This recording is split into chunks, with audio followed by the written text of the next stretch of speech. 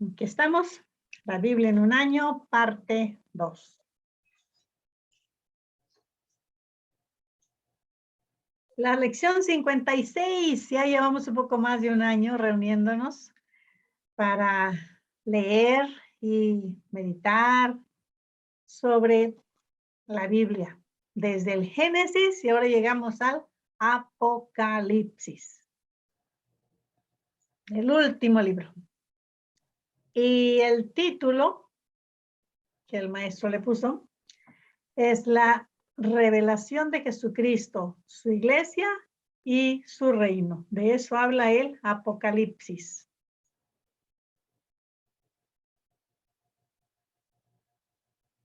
Después de casi un año de lecturas, a veces a marchas forzadas, hemos llegado al último libro de la Biblia.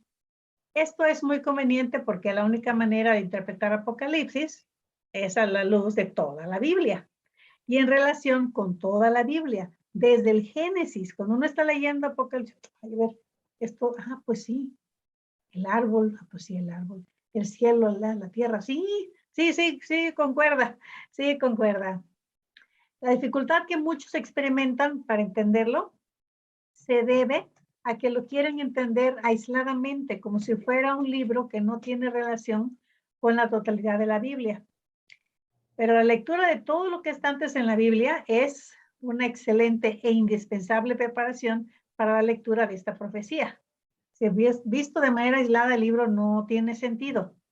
El libro tiene muchísima relación con los demás libros de la Biblia. En este escrito vamos a tratar el libro de Apocalipsis, pero va a serviría ¿no? para 2 lecciones. El profesor hubiese querido mejor tratar el libro en 2, pero mejor lo va a tratar en una sola, aunque sí va a ser un poco, pues no muy largo, porque siempre se reduce ¿no? a lo que podamos cubrir en una hora, pero sí va a estar un poco denso, Así que vamos a ver. Hay muchas maneras para tratar el libro de Apocalipsis, de acuerdo con el propósito del estudio y el enfoque del estudiante.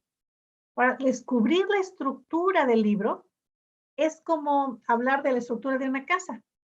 Se puede hablar de cómo es por fuera, si es cuadrada, triangular, oblonga o redonda. Mi hermano allá en Jaltianguis tiene bueno, ya pasó, pero ya no está con nosotros, pero bueno, era con su esposa viviendo en una casa que está en el centro del pueblo y es redonda. Está en el mero centro del pueblo y parece un sol y tiene de hecho como 3 o 4 entradas. Y se ve chistosísima, pero así es la casa es redonda. O se puede hablar de su distribución interior, la relación de la sala con el comedor, del comedor con la cocina, de los baños con las recámaras, de la biblioteca con la entrada, etc. También se puede hablar de la relación de las ventanas, la entrada de luz, con el uso de cada pieza o de su proximidad a la calle, etc. Cada manera de describir la estructura es válida y sirve para un verdadero conocimiento del edificio. Así son las distintas maneras de exponer la estructura del libro de Apocalipsis. Hay 2 maneras que parece ser que pues, son bastante útiles. Una, pues se refleja en el título, ¿no? Que hemos puesto arriba, dice el maestro, se trata de Jesucristo mismo, de su iglesia y de su reino. Pues el capítulo 1 tiene que ver con Jesucristo mismo, los capítulos 2 y 3 con la iglesia y los capítulos del 4 al 22, el reino. Como vemos, el énfasis va a estar mayormente en el reino. La otra, y de hecho es la manera que va a emplear el maestro en esta lección, sirve mejor para indicar el contenido. Y esta manera de describir la estructura del libro se llama el paralelismo progresivo.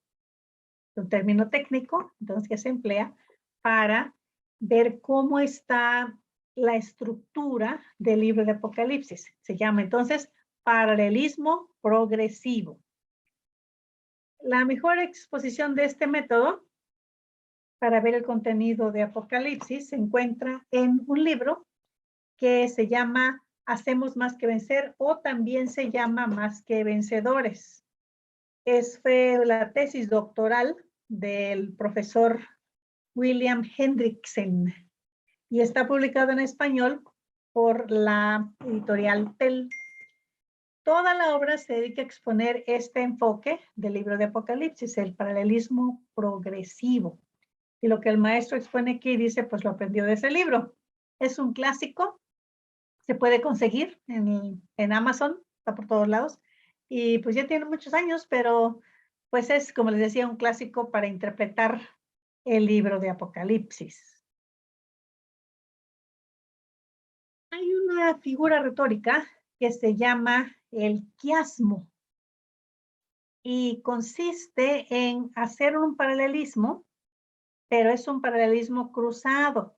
Entonces, se presentan dos órdenes inversas, los miembros de dos secuencias, y viene por eso de la palabra griega chiasmos, que es una disposición cruzada en forma de aspa, en forma de X, y se llama quiasmo porque hace referencia a la forma de la letra J, letra griega J, que en español sería la X de México. No decimos México, ni México, sino México.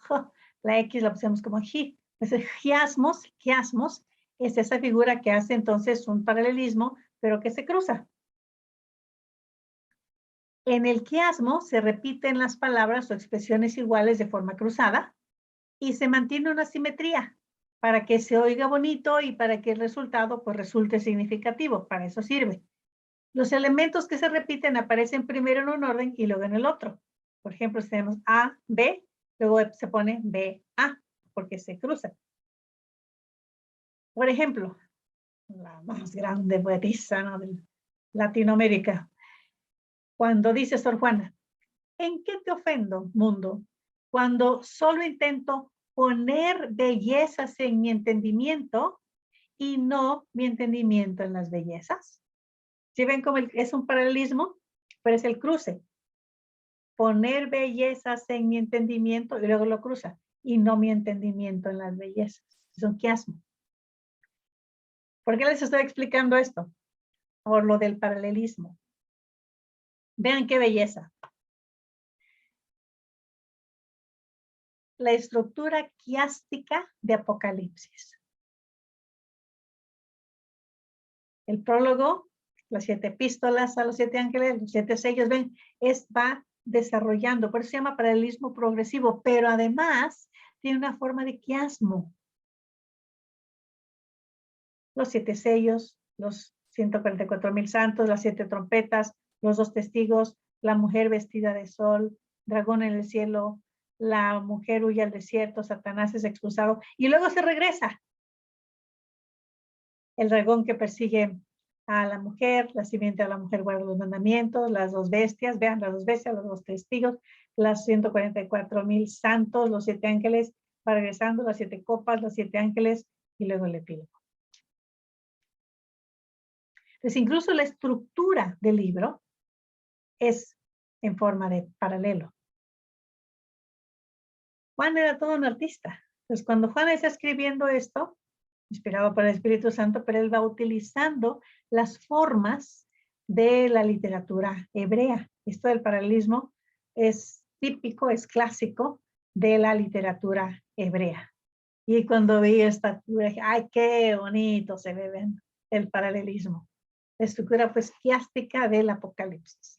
Y se llama progresivo porque es como si se fueran abriendo ventanas. Se abre una ventana y luego la otra, luego la otra, luego la otra. Va añadiendo elementos que hacen que el panorama sea mucho más rico, mucho más amplio. Entonces, si miramos el libro de Apocalipsis, desde este punto encontramos 7 secciones que corren paralelas.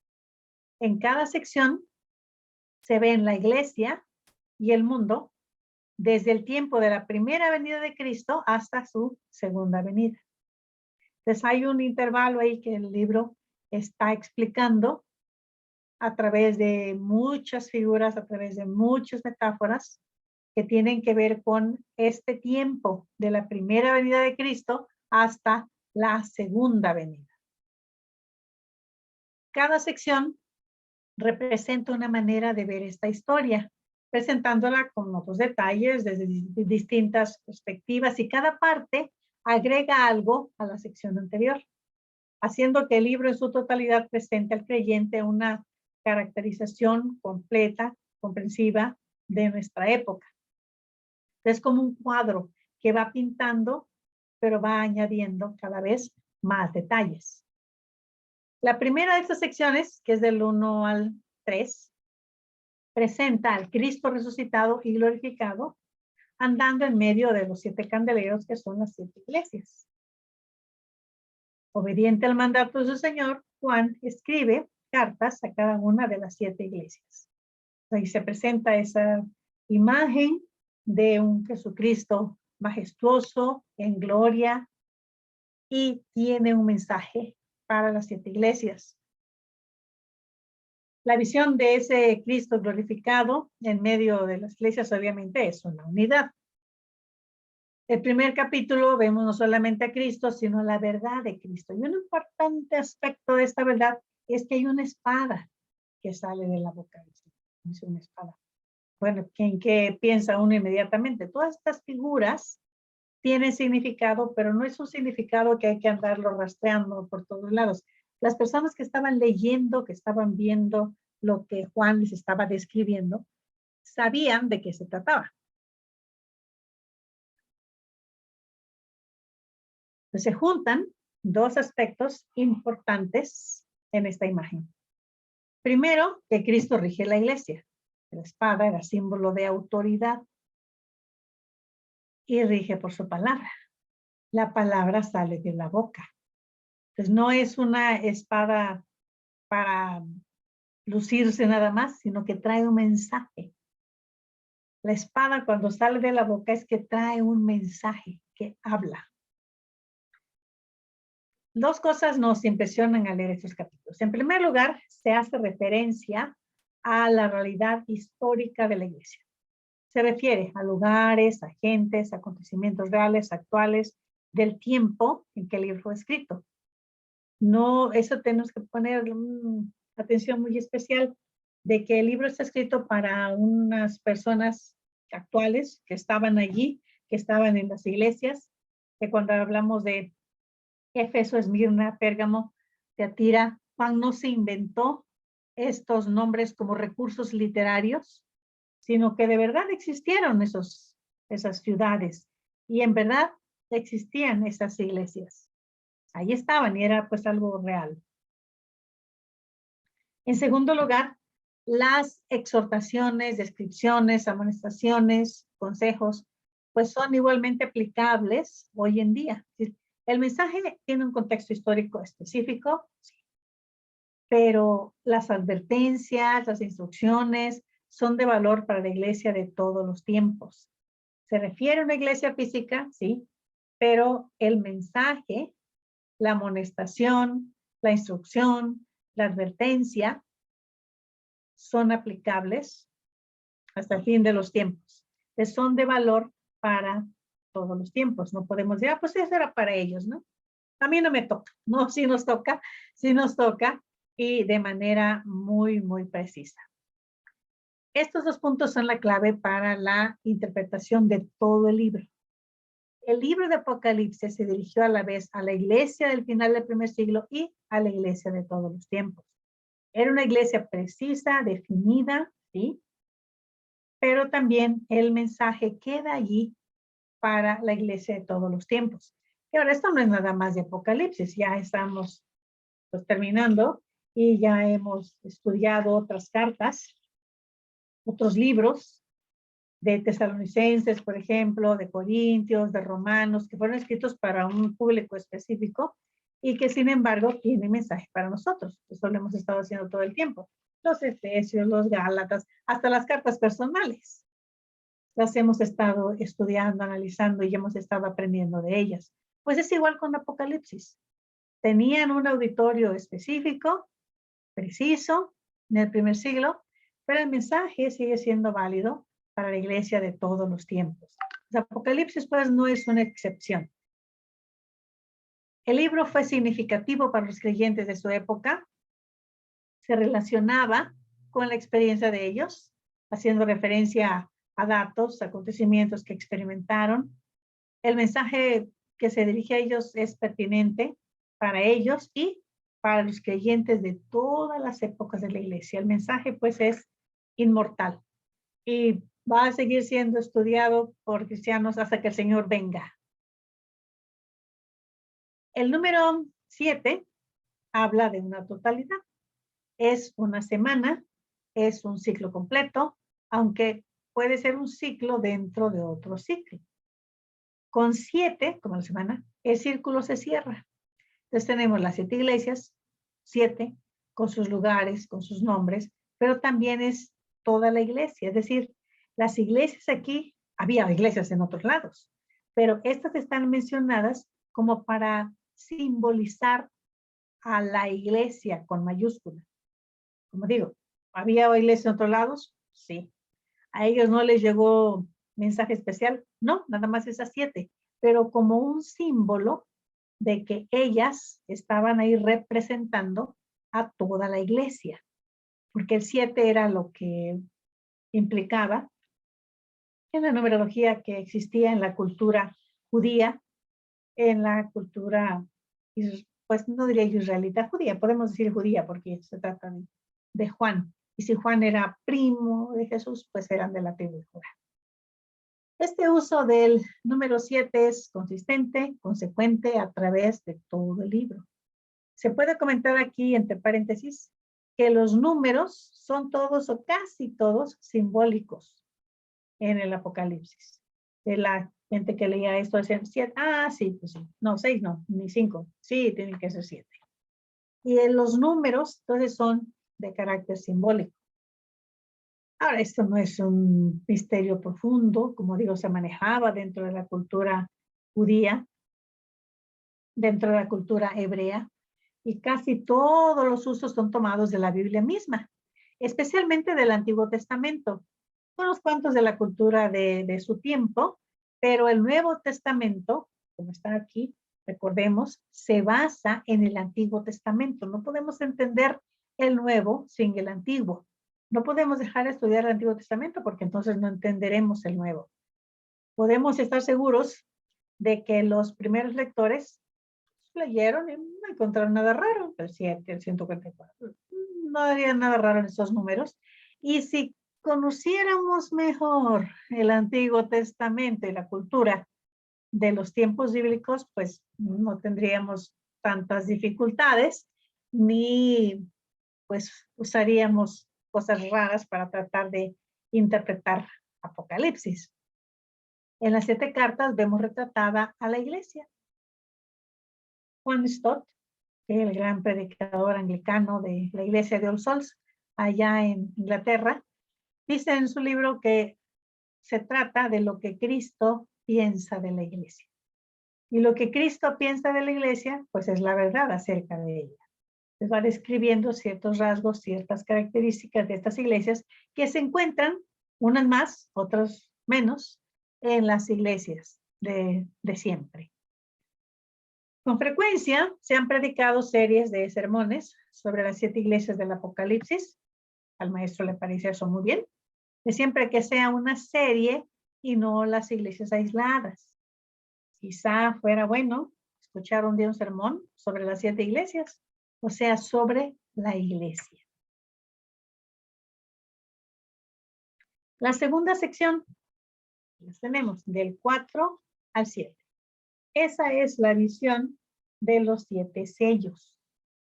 La estructura de esa parte es muy semejante a la primera sección. Empieza con una visión que explica la verdad de Cristo, los principios que se aplicarán, luego la aplicación de este principio.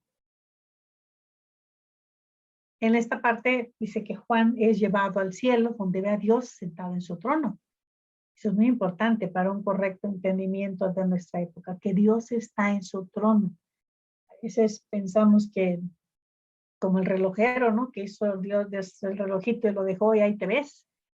Pero no, no es así. Apocalipsis nos recuerda que Dios está sentado en su trono, que Dios está rigiendo, que está gobernando el mundo, aunque parezca difícil de creer.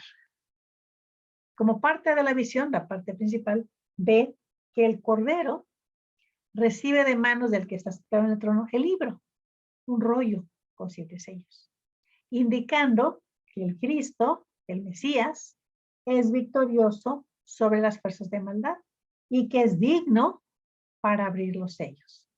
Cuando dice que es digno para abrir los sellos, quiere decir que tiene la autoridad para abrir los sellos.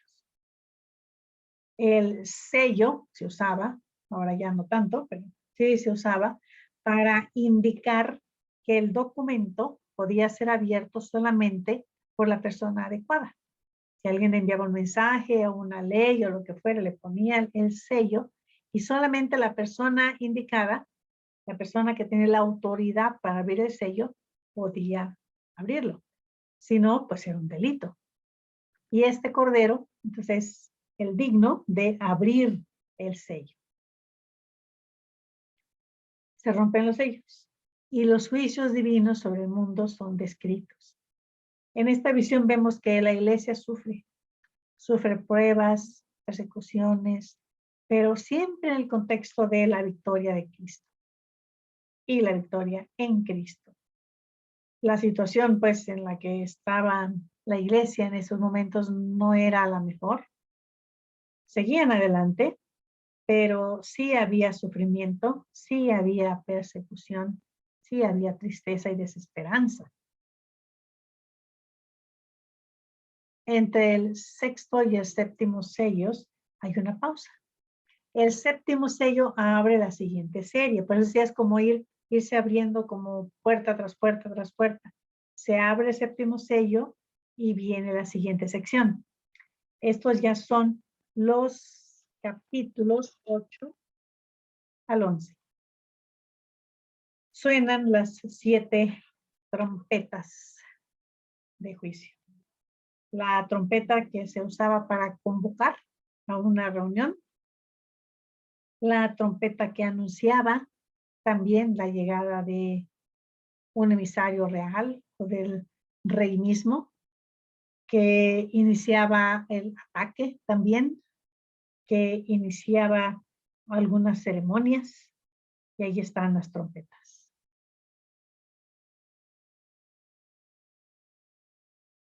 Aquí vemos a la iglesia vengada, compensada, protegida, gloriosa, y termina esa sección con una referencia al juicio final.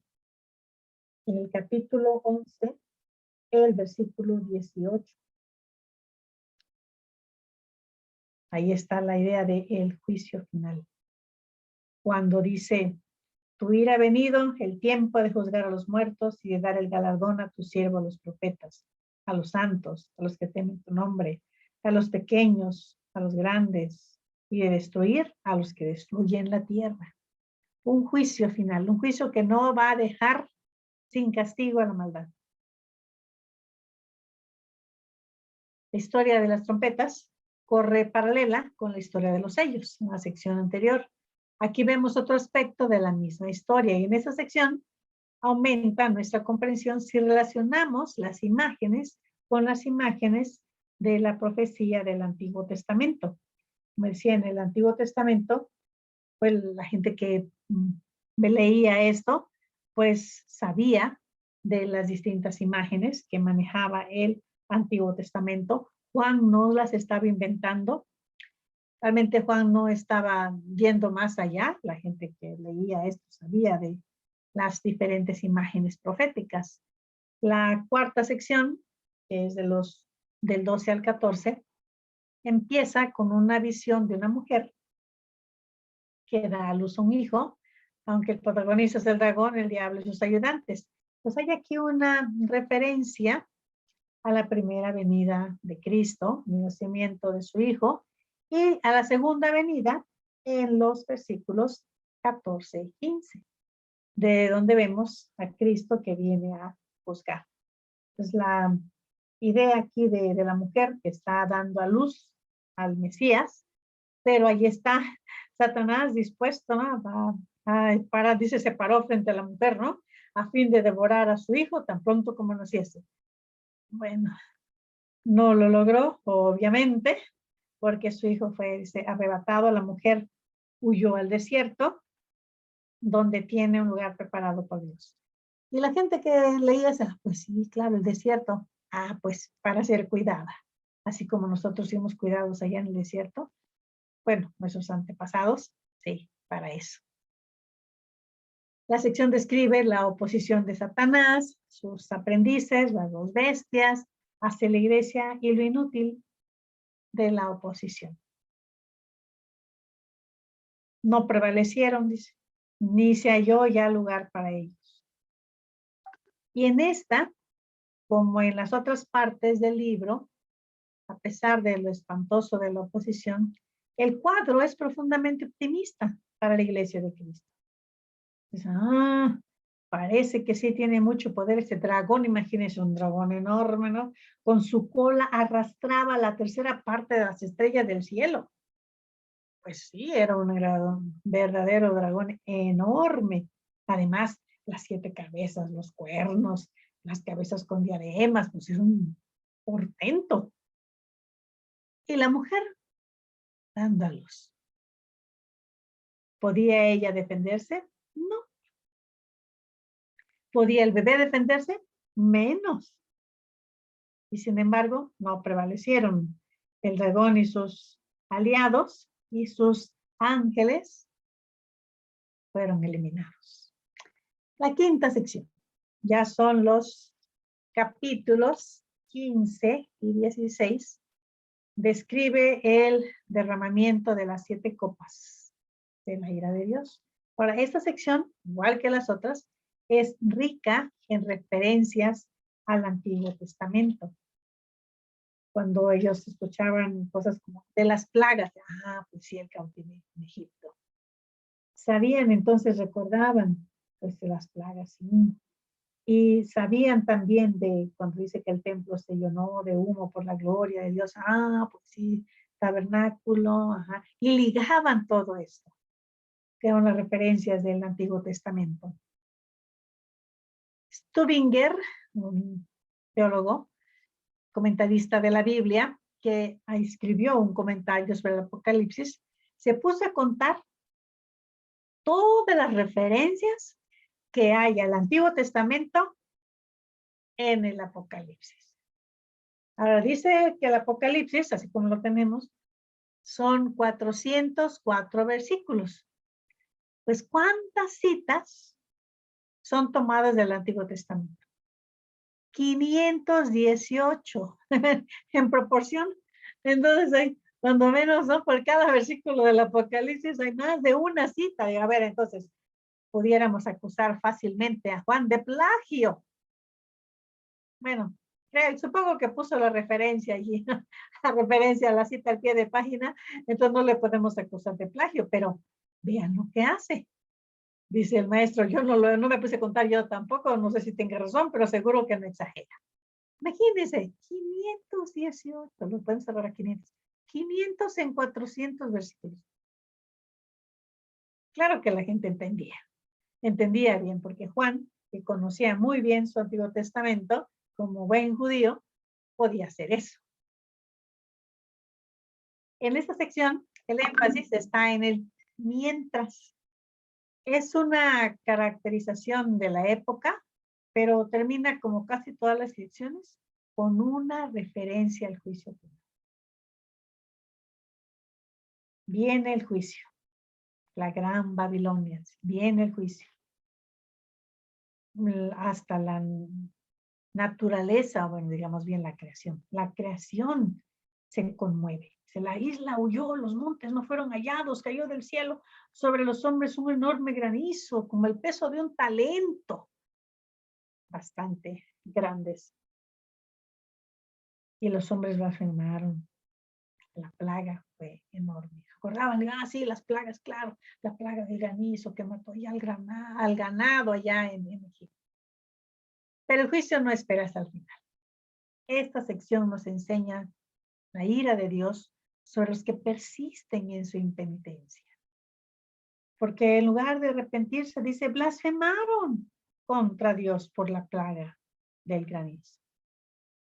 Allá en Egipto hubo algunos egipcios que dijeron, no, no, y nosotros dijimos, sí, y fueron y resguardaron sus ganados para que no les fuera a matar la plaga que Moisés había dicho. Creyeron y pues tomaron precauciones. Pero en este caso, no, pues los hombres blasfemaron contra Dios por la plaga del granizo. Persistieron en su impenitencia. La sexta sección, ahí vamos, ¿no? Las secciones de la 17 a la 19, describe la caída de Babilonia y la destrucción de las dos bestias. Para Babilonia simboliza la ciudad secular de este mundo, entregada al pecado. Cuando decían Babilonia, si ya sabían, que se trataba de una pues ciudad opresora o de un imperio, el imperio de Babilonia, opresora, donde pues reinaba la ley del más fuerte, donde habían sufrido el cautiverio, el pueblo de Judá sobre todo, y allí estaban concentradas las fuerzas de oposición y de impiedad. Babilonia era lo que significaba. Una ciudad opuesta. Entonces tenían el contrapeso Babilonia, la ciudad malvada, en contra de Jerusalén. Y lo que tenemos aquí es precisamente eso. Se opone contra el reino de Cristo. Babilonia se representa como una ramera que quiere tomar el lugar de la mujer pura, de la santa, la amada, la iglesia, la novia. Y se está dando pues ese contraste. Una mujer que es rica, que está adornada de piedras preciosas, que está vestida de ropas muy elegantes y caras, que tiene perlas, todavía siguen siendo no muy caras las perlas, que tiene una copa de oro. Pues hay riqueza, hay abundancia, hay ostentación y lujo en la imagen como se presenta esta mujer. Es además la grande, la madre de las rameras, de las abominaciones, y la gente que veía, sí, así era la Babilonia. Además dice, ebria de la sangre de los santos. Da hasta escalofríos esta descripción, ¿no? De una mujer que se disfruta, que busca derramar la sangre de los testigos de Jesús, de los que daban testimonio de Jesús. Y está en oposición a la iglesia, a la novia, la esposa de Cristo. Al final de la sección vemos la derrota de los dos ayudantes por el Mesías, vencedor. Otra vez vemos que a pesar de lo trágico y triste, el cuadro es alentador y optimista, porque Babilonia deja de ser. Y entonces la sección termina con una referencia al juicio final. La mujer dice, vas a ver que ya no va a existir. La séptima y última sección, que son los capítulos 20 al 22, narran el final de Satanás, el dragón, el enemigo, y la victoria de la iglesia, la Nueva Jerusalén. Es en esta parte donde la época que abarca desde la primera venida hasta la segunda es llamada el milenio. Y ya decíamos que los números aquí normalmente no se refieren a 1, 2, 3, 4, 5. Pues cuando decimos milenio, que queremos decir 1000 años, no queremos decir 899, 1000 de uno por uno, sino que quiere decir algo, una cifra grande, un intervalo, pero otra vez no es literal. Y tenemos que recordar que esta sección, como todas las demás, empieza con la primera venida de Cristo. Entonces el milenio no acontece después de la segunda venida, sino después de la primera. Es decir, que es un periodo que abarca desde la primera hasta la segunda, pero que no son 1, 2, 3, 4, 5 y 1000, sino que la primera venida de Cristo inicia el milenio. Y aquí, bueno, ustedes quizá han escuchado que hay diferentes posturas, que sean milenialistas, que si postmilenialistas, que si premilenialistas, y se ha escrito un montón de literatura al respecto, pero sí, muchísimo. Y hay, bueno, algunos que dicen que antes van a ocurrir estas cosas y lo ven en 1000 años. Que no, primero vienen los 1000 años y luego vienen otras cosas.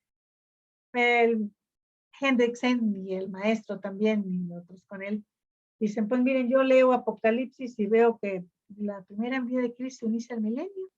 Pues esos 1000 años, que no son de 1, 2, 3, 4, 5, pues ya estamos en el milenio, hasta que venga el Señor, que Satanás ya está amarrado, que tiene un nivel de influencia, un radio de influencia limitado, y nada más. En esta parte, el optimismo es más notable. Por primera vez se habla del estado final del creyente, aunque todavía con símbolos, con tipos, y solamente al llegar al capítulo 21 encontramos una descripción de las bienaventuranzas del creyente después de esta época. Pero lo que encontramos aquí, antes del capítulo 21, del cielo nuevo, la tierra nueva, pues es nada más, dice, lo que está explicando aquí Juan, es este periodo que ya estaba viviendo la iglesia, que el Satanás fue restringido en cuanto a su influencia, y viene el juicio, eso sí, el juicio ante el gran trono blanco. Pues se cubre toda este periodo como de una manera pues simbólica, los 1000 años. Y aquí vemos el triunfo final de Cristo y su iglesia en el universo, renovado, llamado aquí la tierra nueva y los cielos nuevos. Por eso decíamos que este libro tiene que ser entendido a la luz del Antiguo Testamento. Cuando hablamos de un cielo nuevo y una tierra nueva, pensamos en Génesis. En el principio creó Dios los cielos y la tierra. Y que todo era bueno. Así creó esto y vio Dios que era bueno. Y creó el otro y vio Dios que era bueno. Y aquí tenemos como una restauración al Génesis, una restauración del Edén, cuando habla pues de esta tierra nueva, de estos cielos nuevos, donde promete el Señor que enjugará toda lágrima de los ojos de ellos, que no habrá muerte, que no habrá llanto, que no habrá clamor ni dolor. Y él le dice, el que estaba sentado en el trono, ándale, escribe, escribe, porque estas palabras son fieles y verdaderas. Entonces, Juan está tratando de dar este mensaje de optimismo, este mensaje de que el triunfo final de Cristo es seguro, que el universo va a ser renovado y que hay una Jerusalén, la nueva Jerusalén. También sin pensar que esto se lo inventa Juan, esta idea de la nueva Jerusalén, de la verdadera Jerusalén, pues la tenemos ya desde Abraham. El libro de Hebreos así lo enseña, dice Abraham, cuando andaba de tienda en tienda, él sabía que realmente su meta no era la tierra aquí, sino que tenía vista la fija la vista en esa ciudad eterna que no tiene fundamentos físicos. Como ya hemos dicho, estas secciones son paralelas, pero el paralelismo es progresivo. Cada sección agrega detalles, avanza un poco más hacia el final que la sección anterior. Y la última sección pues nos lleva más allá que todas las otras. Ya la última nos da esta visión magnífica de un monte alto, la gran ciudad que además desciende del cielo. La gente que está leyendo esto, escuchando, dice, sí, algo así como la visión de Jacob, una escalera que desciende del cielo. Pues es claro que simboliza la presencia de Dios, la gloria de Dios. Y trata de usar, pues, imágenes de piedras preciosas, que si el oro, que si diáfana como el cristal, que es semejante a una piedra. Dice, una piedra preciosísima. También podemos dividir el libro en dos, ¿no? La primera parte narra la lucha entre Cristo y sus enemigos en la tierra. Bien. Y la última parte, del 12 al 22, nos da el trasfondo espiritual de esta lucha y sus dimensiones cósmicas. Esto también es para nosotros. Tenemos que pensar que lo que ocurre no es nada más en el plano material.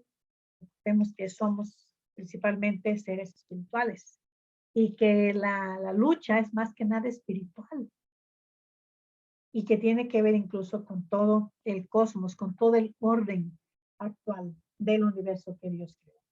Y que en un momento dado, pues va a dejar de ser, dice Juan, dejará de ser, y habrá un cielo nuevo, una tierra nueva, que va a haber una ciudad ahí con puertas, con todo muy hermoso, y nada más que va a haber una diferencia, no va a haber templo. Como Jerusalén sin templo, pues sí, no, yo lo vi, estuve analizando, oigan, no hay templo. El Señor Dios Todopoderoso es el templo del Cordero. La última sección describe la caída, la derrota permanente de Satanás, la bienaventuranza eterna de la iglesia, juntando las dos dimensiones concretas con las abstractas, lo experimentable con la realidad verdadera. Que los que estaban escuchando o leyendo este libro pudieran decir, entonces aunque parece que Satanás está muy activo y que le va muy bien, al final será derrotado. Y aunque parece que la iglesia casi desaparece y que parece que las fuerzas del mal la están ahogando, que la persecución es tan fuerte que ya no pueden, pero finalmente tendrán un reino glorioso. La próxima lección va a ser el tercer y último repaso del Nuevo Testamento. Y pues ya terminaremos. ¿Sí? Ya terminaremos. Entonces, nada más va a ser un repaso y ya. Pero hoy pues terminamos con este libro que les digo que es, hagan de cuenta que es como un cierre. Empezamos con Génesis, Éxodo y Apocalipsis retoma elementos del Génesis también.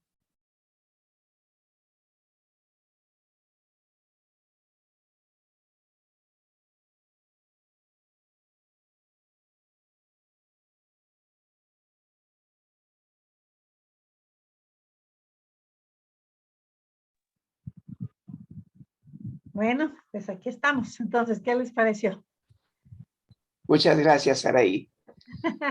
Pero creo que este libro es como que en toda la Biblia el más mal interpretado. Sí. Porque da pie a 20,000 cosas y se pierden. Y realmente, como comentas, hay que tener bien presente el Antiguo Testamento para poderlo interpretar. Y me acuerdo que el maestro utilizaba una expresión que decía que este libro había que verlo como un libro de caricaturas, con imágenes así, porque luego tratan de que son cosas reales y que el dragón y que no sé qué tanto. Entonces tratan de que todo lo que dice el libro lo quieren interpretar de una forma real, pero no se pierden de que pues realmente es un estilo que se llama bueno, que el estilo que tiene es el de imágenes que representan algo, y ese algo lo podemos ver en el Antiguo Testamento. Así es, Alex. Sí, así decía, que eran caricaturas. Ajá. Donde se exageran, ¿no? Las caricaturas lo que hacen, exagerar ciertos rasgos. Ajá. Y poner de relieve, pues, lo que es más interesante, lo más importante, así es. Gracias a Dios. Bueno, está bien. Jazmín. Así ya. Sí, gracias. Buenas tardes. Una pregunta, hermana Saraí. En el capítulo 21 y versículo 8 habla sobre los cobardes, los incrédulos, los abominables y homicidas, que todos ellos al final pues estarán en el lago de fuego que arde con azufre. Yo siempre he tenido dudas sobre eso. ¿El infierno es real así de fuego y azufre o es una manera simbólica? O sea, siempre he tenido dudas sobre eso. Pues No sé si me- hay en toda la Biblia, no nada más aquí, la idea de lago con fuego, azufre, como símbolo de juicio, desde Sodoma y Gomorra, ¿no? Como símbolo de juicio, de castigo para la maldad. Que si va a ser literal, pues a mí me cuesta trabajo pensar que sea literal, porque nada de lo que está aquí es en cierto sentido literal, son puras imágenes. Entonces, que solamente simboliza el juicio, simboliza el castigo del mal.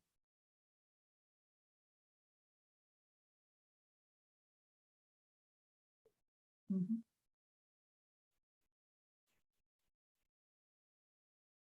No sé si los demás quieran comentar algo al respecto. Pues también en la historia de Lázaro y el rico habla de dos zonas. Una que habla de un castigo eterno y lo representa como un fuego eterno. Entonces, pues sí, se prestaría a ver que pues realmente es un fuego eterno, este castigo eterno. Sí, aunque también como símbolo, ¿no? Mm, y no nada más el fuego, también el azufre. Pero como les digo, sí, así sí sería un poco complicado pensar en algo material, porque pues no encontramos, ¿no? Algo así. ¿Dónde estaría o cómo estaría? No sabemos, ni yo sé. También yo creo también simboliza la ausencia de Dios completamente, es un infierno, ¿no? Donde está Dios, hay salvación, hay vida, vida eterna, paz. Donde no está Dios, ahí está el infierno.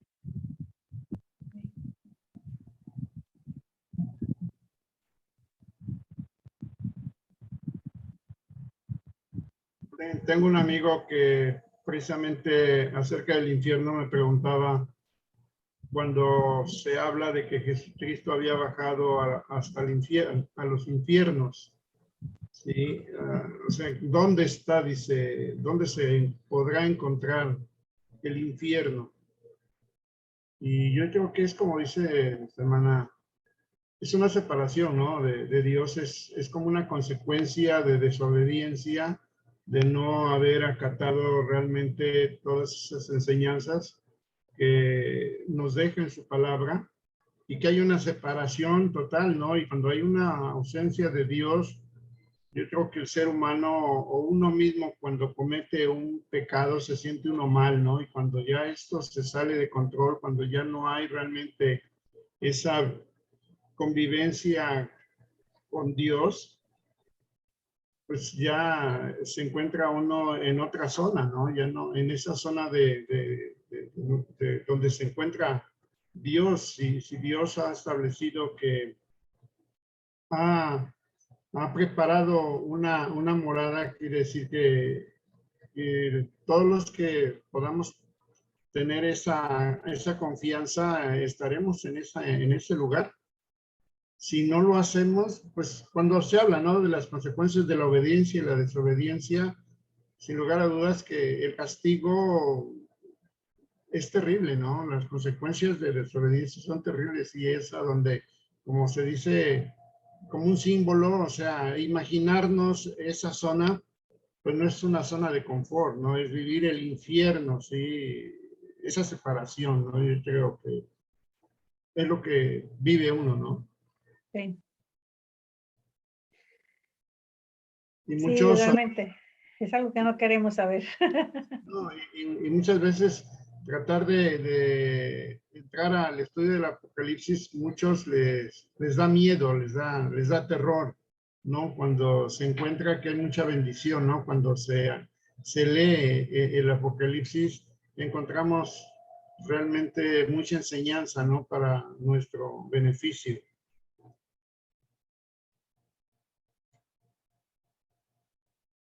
Sí, creo que es muy importante eso, Toño, que cuando lo leemos, pues obtenemos esperanza y bendición de saber que finalmente el mal será destruido.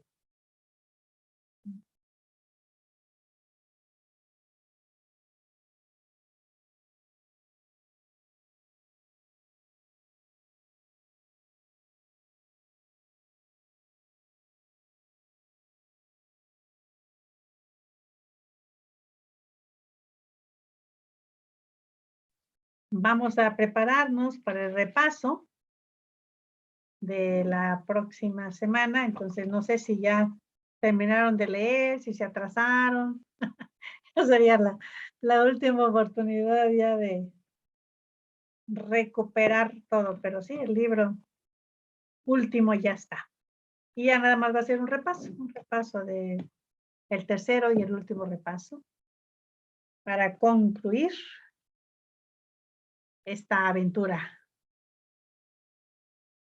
Y ya nomás nos quedará, pues todavía estamos con Hebreos y con el curso de griego que iniciamos el lunes. Pues ahí vamos a estar.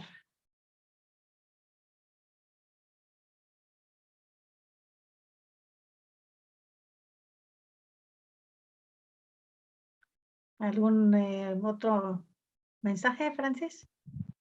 ¿No? Solamente muchas gracias otra vez.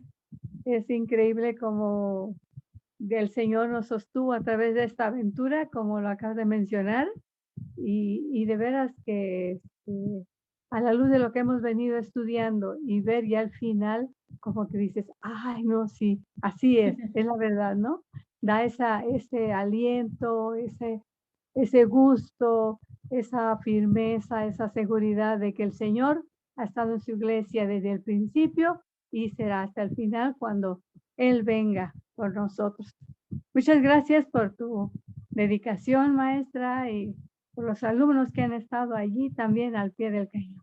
Que el Señor te siga bendiciendo a todos. Gracias. Nos vemos el lunes.